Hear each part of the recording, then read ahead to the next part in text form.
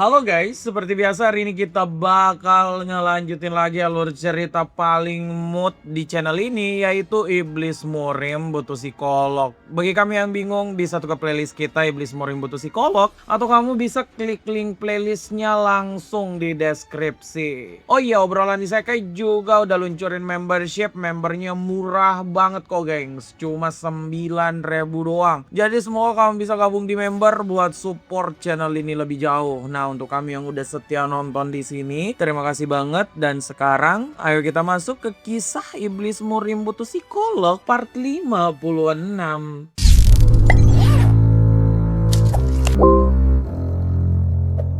Di video sebelumnya, kita udah melihat gimana Lee Jaha tuh terus ngoceh di depan orang-orang Sekte Namak. Di sini Lee Jaha tuh kayak biasanya aja guys. Dia tuh memberi pencerahan lewat ceramah pada orang-orang Sekte Namak supaya nggak lagi jadi penjahat. Lee Jaha bahkan menyuruh beberapa dari mereka tuh pergi dari hadapan Lee Jaha dengan tenang. Asalkan mereka tuh janji nggak lagi jadi penjahat. Lee Jaha garansi kalau Lee Jaha melihat mereka jadi penjahat lagi, Lee Jaha tuh bakal ngegampar mereka tanpa ampun. Setelah Lee Jaha membiarkan yang mau pergi untuk pergi, Lee Jaha sekarang bersama mereka yang enggak tahu mau kemana. Nah, Lee Jaha tuh siap untuk memberikan mereka makan dan minum sekarang sambil ngobrol santai. Pokoknya ngecil gitu tanpa Netflix. Nah, di fase ngobrol ini Lee Jaha ditanyai hal menarik. Siapa yang lebih kuat tuh antara Lee Jaha dan juga Im Sobaek? Lee Jaha sampai bingung. Kok pertanyaan kayak gini muncul sekarang?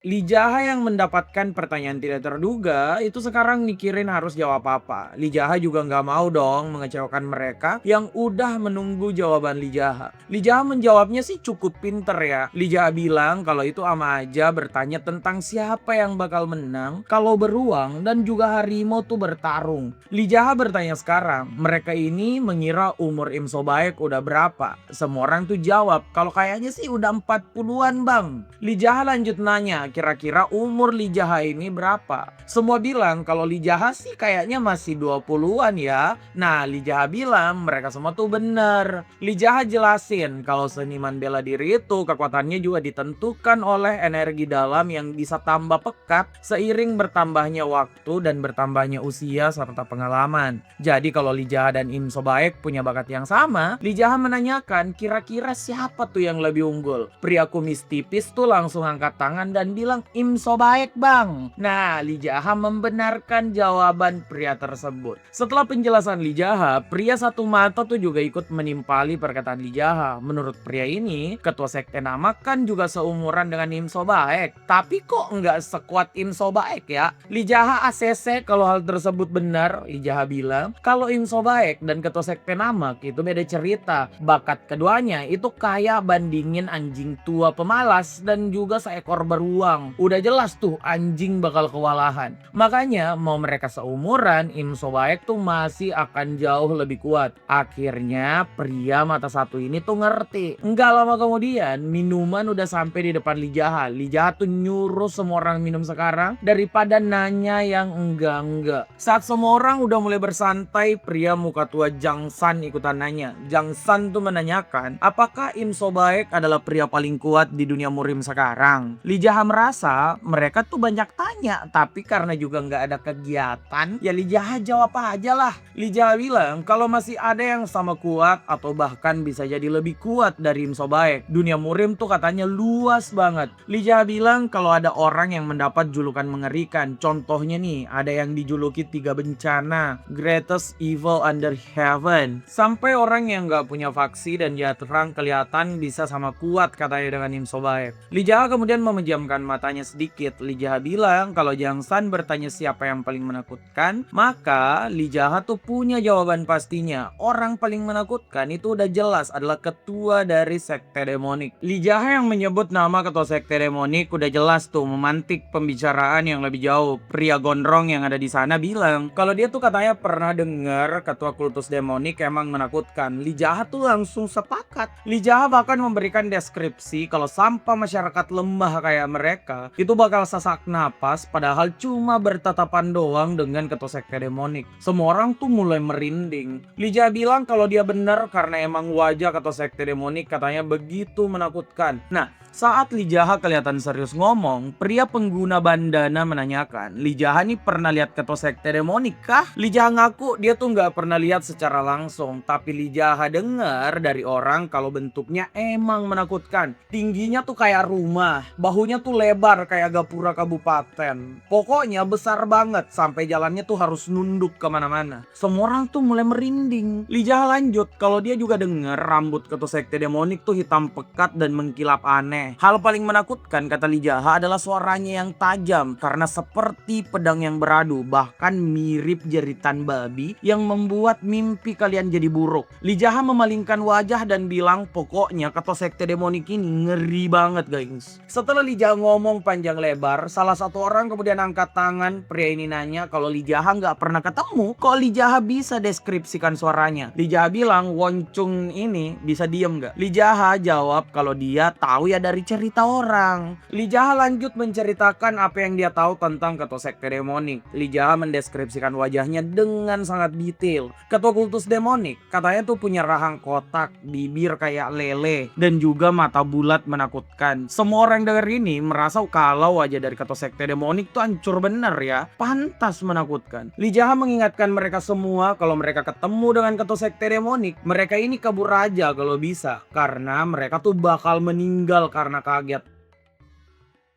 Setelah Lijaha ngomong panjang lebar, Lijaha bisa memperhatikan tuh kalau semua orang mulai berbisik-bisik. Mereka semua ini membuat wajah penasaran. Di sini Lijaha yakin kalau mereka semua beneran bandit biasa doang dan bukan anggota dari sekte demonik. Dari tadi Lijaha tuh ternyata omong kosong doang guys, untuk memancing kemarahan anggota sekte demonik yang ketuanya itu diolok-olok oleh Lijaha. Jadi dari tadi nih kalian dengerin Lijaha bohong tentang deskripsi wajah dari ketua sekte demonik. Cuma untuk apa? Cuma buat tahu di sana ada anggota sekte demonik atau enggak. Setelah semua orang masih berbisik, akhirnya makanan udah dateng. Lijaha mengawasi semua orang, merasa kalau di sana tuh semuanya udah beres. Lijaha sekarang malah kepikiran apa yang terjadi dengan penyerangan di utara. Lijaha merasa kalau dirinya tuh terlalu bersantai dan orang lain sementara baku hantam. Saking kepikirannya Lijaha, pria ini tuh bilang kalau minuman di sana nggak enak. Salah satu orang sekte Namak tuh nanyain, kok bisa nggak enak bang? Lijaha malah jawab, mungkin karena dia tuh minum bareng orang idiot.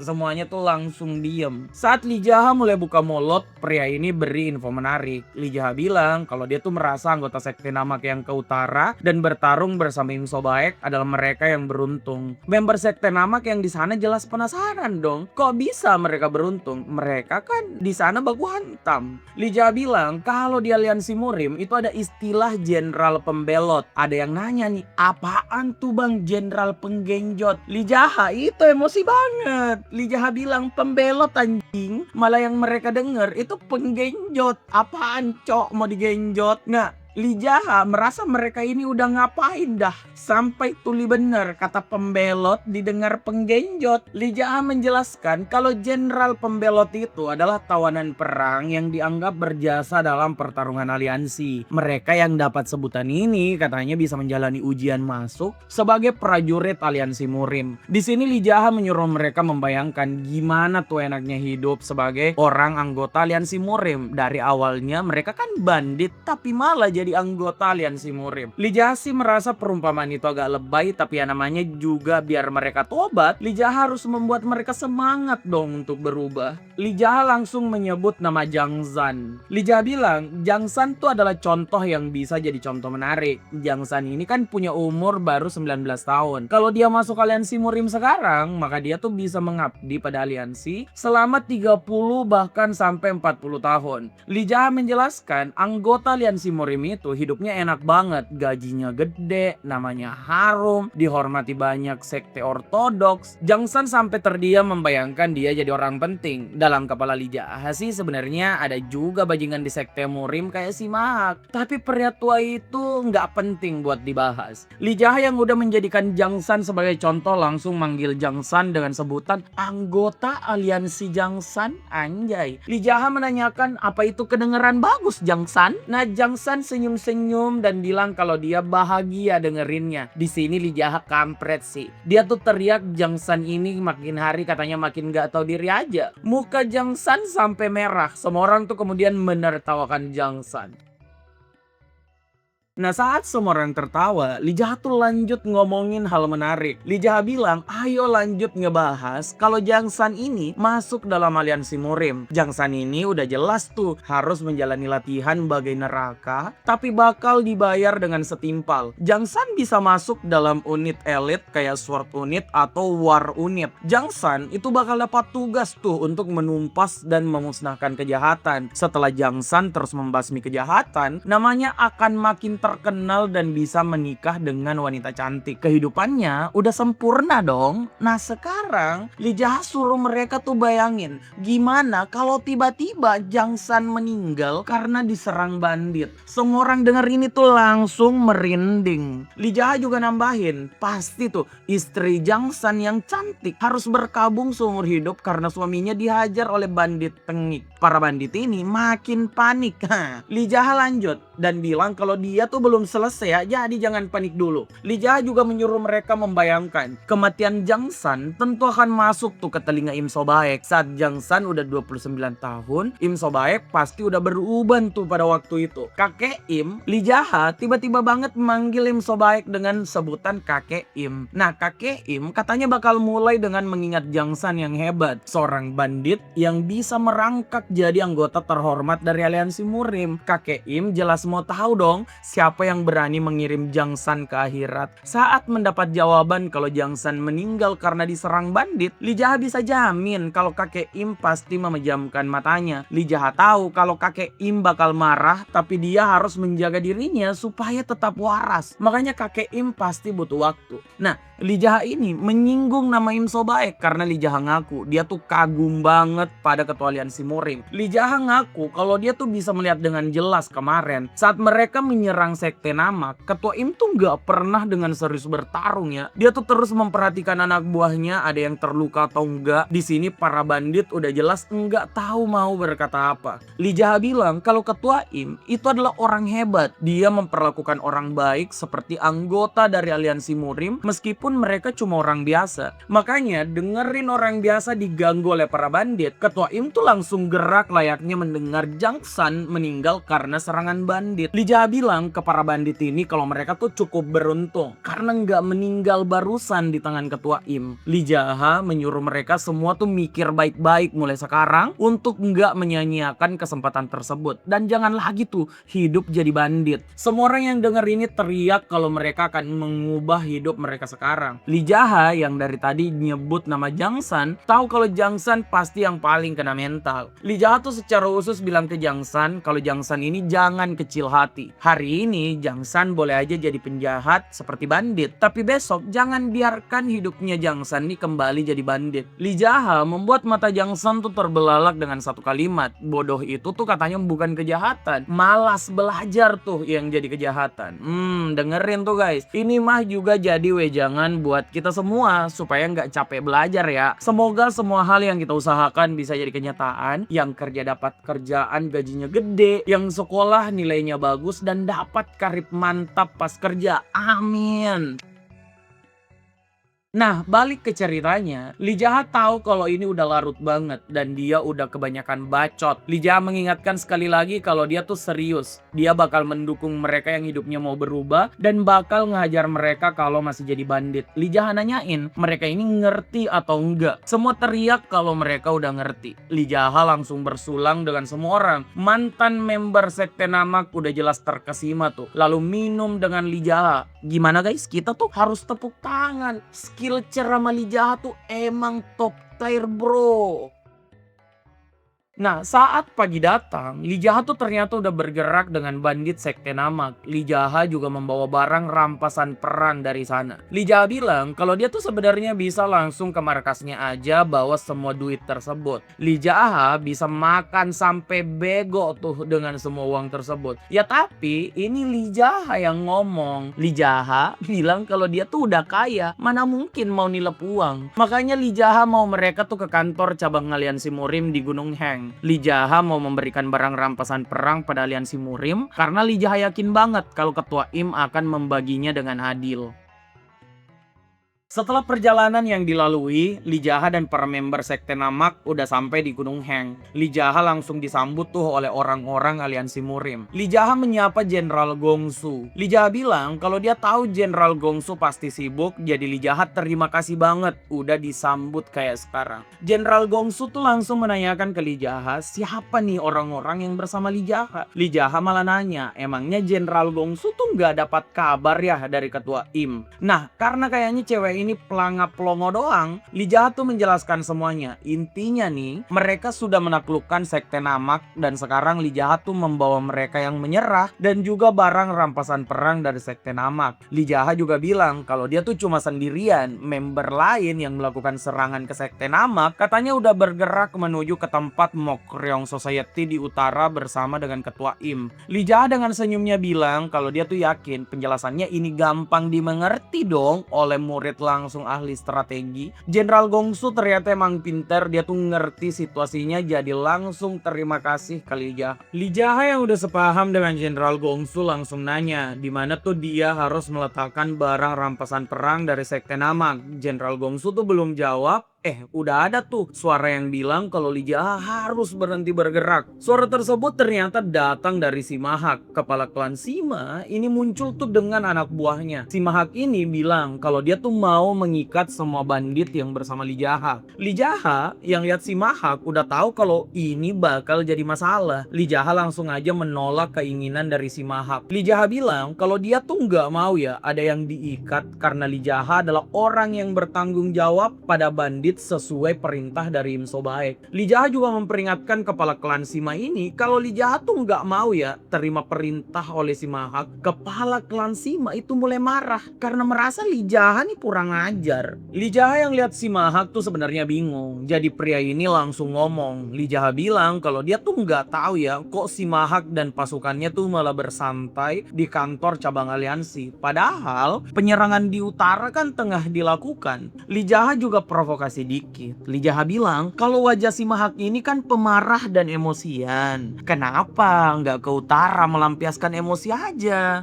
Beberapa anak buah Simahak itu mulai emosi juga nih dengan Lee Jaha. Simahak kemudian menjawab kalau Lee Jaha nggak perlu tahu, intinya Simahak nggak ke utara karena itu yang dia mau. Songong juga nih Pak Tua satu ini. Lee Jaha yang berhadapan dengan Simahak juga memperhatikan para bandit. Member Sekte Namak ini udah jelas merinding. Mereka juga paham kalau mereka diikat bisa jadi mereka tuh dihajar oleh pasukan Simahak. Lee Jaha yang udah bertukar minuman dengan mereka juga nggak mau sih kalau mereka dihajar. Lee Jaha kan udah janji kalau mereka nggak bakal dihajar lagi. Lee Jaha kemudian menyuruh Jang San untuk menurunkan semua barang rampasan perang kemudian menjauh dari kereta kuda tersebut. Jang San langsung tuh OTW melakukan perintah dari Lee Jaha. Setelah Lee Jaha memberi perintah, Simahak tiba-tiba banget teriak. Pria tua ini tuh tetap ada di dalam pendiriannya. Dia tuh langsung memerintahkan anak buahnya untuk maju dan membuat para bandit terikat dan juga berlutut. Pasukan dari keluarga Sima itu langsung aja gerak. Lee Jaha lihat sifat keras kepala dari Simahak itu udah jelas langsung emosi. Lee Jaha tuh ngeja baik-baik perintahnya, berhenti. Semua orang denger ini tuh langsung merinding termasuk Jenderal Gongsu guys dan juga pasukan aliansi Murim. Lee Jaha dengan tatapan dinginnya bilang kalau dia tuh udah bilang dari tadi kalau dia yang bertanggung jawab atas para bandit tersebut. Lee Jaha juga nanyain orang-orang dari keluarga Sima ini tuli atau mau dibuat tuli nggak sih? Kok susah banget dengerin orang? Dengan begini, konflik antara Lee Jaha dan juga Simahak kayaknya sih nggak bisa terhindarkan. Apakah sudah saatnya Lee Jaha menghajar Simahak yang sok keras ini? Penasaran? Kita nantikan aja gengs kelanjutannya di video berikutnya. Terima kasih yang udah nonton sampai akhir. Bagi kamu yang seneng dengan konten kita, kamu bisa ke playlist untuk ngecek semua proyek garapan kita. Di sana ada yang durasinya sampai belasan bahkan puluhan jam. Kita ngingetin lagi, kita juga udah luncurin membernya murah banget. Semoga kamu bisa support kita lebih jauh supaya channelnya tuh makin panjang umur. Untuk sekarang, sampai jumpa lagi dan jangan lupa komen, like, share, dan subscribe obrolan isekai.